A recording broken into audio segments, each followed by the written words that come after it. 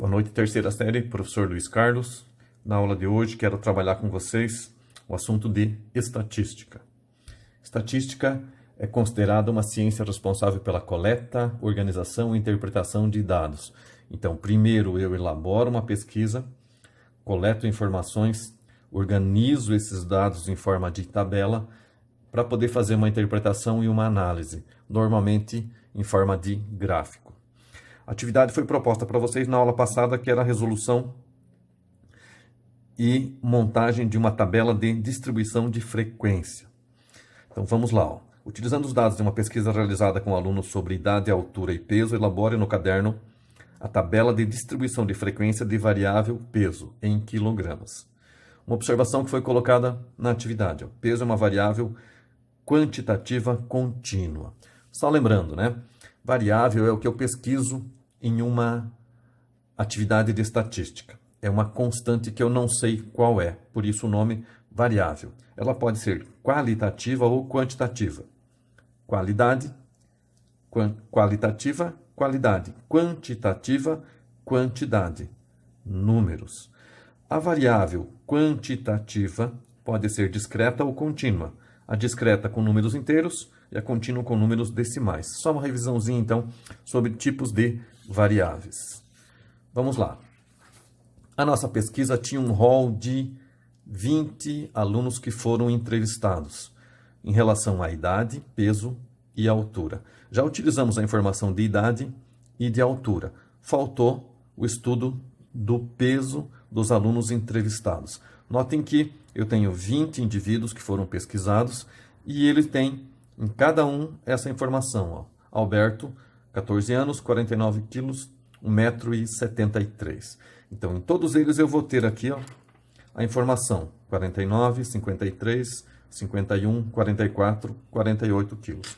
Então, daqui eu vou tirar os dados para montagem e interpretação da minha tabela de estatística. Como é que vai ficar a minha tabela? A tabela tem que ter algumas informações básicas. Como o número é muito grande, o número de alunos, eu não posso separar um em um. Vou utilizar o que a gente chama de tabela com intervalo de classes. Eu vou separar dentro dos pesos um espaçamento para daí eu organizar a contagem, verificar qual é a frequência, frequência decimal, frequência em porcentagem. Então, a gente utiliza esse símbolo aqui, que para a estatística chama-se intervalo. Intervalo fechado, intervalo aberto. Primeiro passo, calculando a diferença entre a maior e o menor peso registrado, obtendo a amplitude total. Então, o que eu fiz? Do meu rol de alunos, eu peguei o maior peso, 53, e o menor, 54. Me deu uma diferença de 9, que para a estatística chama-se amplitude. Se eu dividir de 3 em 3 quilos, eu vou ter um intervalo de 3 para cada classe. Segundo passo, escolhemos um número de intervalos geralmente superior a 4. Então, vou utilizar 4 linhas para a minha tabela, considerando um número conveniente um pouco acima da amplitude total. Determinamos a amplitude de cada intervalo de classe. Então, o que eu fiz? Eu estipulei. Se o problema trouxer essa informação, a amplitude do intervalo de classe, eu vou utilizar. Se não, eu vou calcular, como eu fiz aqui.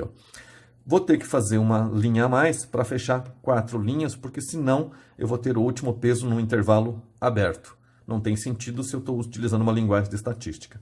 Então, eu vou separar em 4 intervalos de classe, começando pelo menor peso, 44. Somando a ele sempre o número 3. 44 mais 3, 47. Então, meu intervalo vai ficar de 44 a 47. 47 mais 3, 50. 47 a 50. 50 a 53. 53, 56. Volto a lembrar.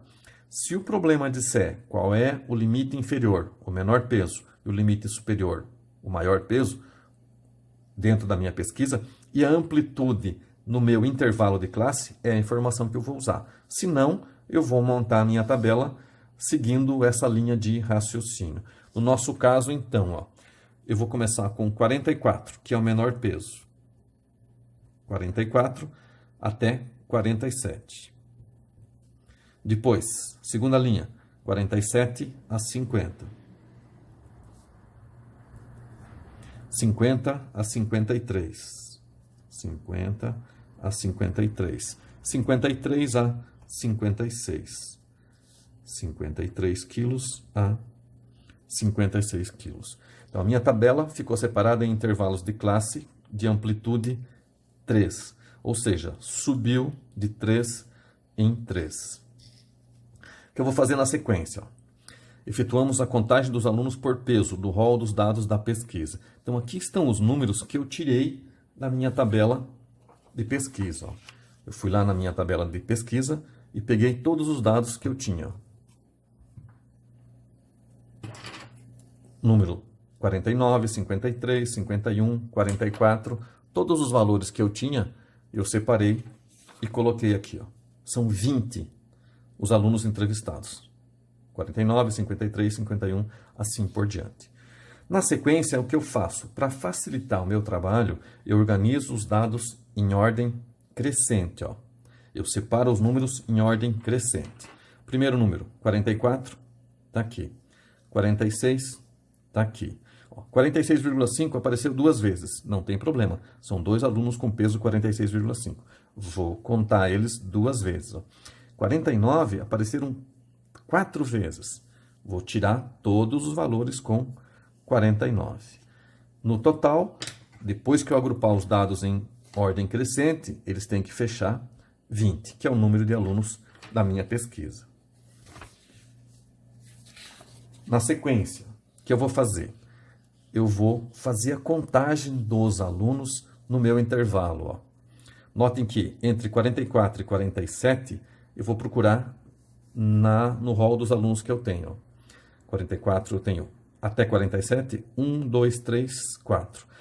Por que eu não pego 47? Porque eu tenho um intervalo aberto em 44 e fechado em 44 e aberto em 47. Ou seja, os pesos 47 não entram na contagem na primeira linha, e sim na linha de baixo. Então, essa é a anotação do intervalo. Ó.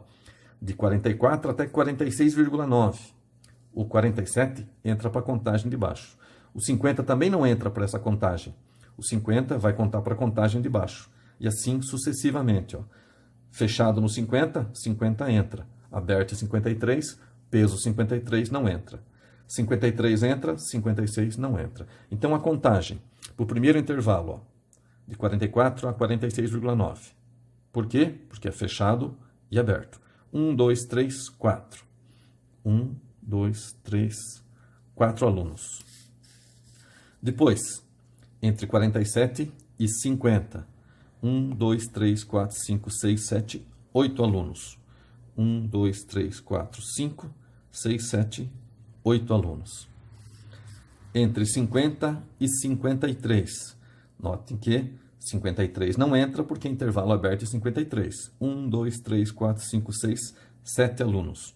1, 2, 3, 4, 5, 6, 7. 53 é o que vai aparecer na minha última contagem aqui. Ó. Um aluno só. Então, a frequência absoluta com que os alunos aparecem dentro do meu intervalo de classe. Entre 44 e 47, eu tenho 4. 47 a 50, eu tenho 8. 50 a 53, 7. 53 a 56, 1. O que eu devia ter feito aqui, ó, isso aqui tem um total de 20. Ó. 7 mais 1, 8. Mais 8, 16. Mais 4, 20. Símbolo de somatório para matemática, 20. Porque 20 são 20 alunos entrevistados. Isso tem que fechar. Frequência relativa, primeiro em decimal. Como é que eu faço? É a frequência absoluta dividido pela frequência total. 4 dividido por 20, 8 dividido por 20, 7 dividido por 20 e 1 dividido por 20. 4 por 20, 0,2. 8 por 20, 0,4. 7 por 20, 0,35. E 1 por 20, 0,05. Somatório total da frequência relativa em decimal. Ó, 0,35 mais 5, 0,40. Mais 0,40, 0,80. Mais 0,2, 1 inteiro. Frequência relativa em porcentagem, percentual, vai ser a frequência decimal multiplicada por 100. 0,2 vezes 100, 20 0,4 vezes 100, 40%, 0,35 vezes 100, 35%, e 0,05 vezes 100, 5%. Somatório total, 40 mais 35, 35 mais 5, 40, 80, total de 100%. Então, essa é a minha tabela de distribuição de frequência. Organizei os dados para, a partir desses dados, eu fazer análise. E essa análise vai ser em forma de gráfico, que é a cereja do bolo da tabela de estatística, né? A partir da tabela, eu montar um gráfico. Os valores eu já calculei. Então, olha só, a minha tabela ficou dessa forma. Como é que eu monto o gráfico? Vou utilizar duas grandezas. Aqui, intervalos de classe e a frequência absoluta. E depois, intervalo de classe e a frequência relativa em porcentagem. O instrumento mais utilizado para fazer gráfico é o programa de Excel. Eu separo as duas grandezas, eu monto a minha tabela no programa de Excel, que é um programa específico para planilha tabela. E a partir disso, ó, seleciono as duas colunas, vou lá no íconezinho, inserir gráfico, e eu tenho uma variedade muito grande de possibilidades de gráficos que eu posso fazer a apresentação da minha pesquisa, da minha tabela de distribuição de frequência. Foi o que eu fiz então, ó. Utilizei uma linha, uma coluna para X, uma coluna para Y. Pesos por intervalo de classe, frequência absoluta. Tem um gráfico então, ó, peso dos alunos por intervalo. Número de alunos, eixo Y, intervalos de classe, eixo X, frequência. Então, no gráfico eu consigo visualizar o que eu não consigo na tabela, o que é mais difícil. O gráfico mostra dentro do meu intervalo de 3 em 3. Aqui, frequência absoluta, o segundo, frequência relativa. Então, esse era um resumo da aula de hoje para a montagem da tabela de distribuição de frequência.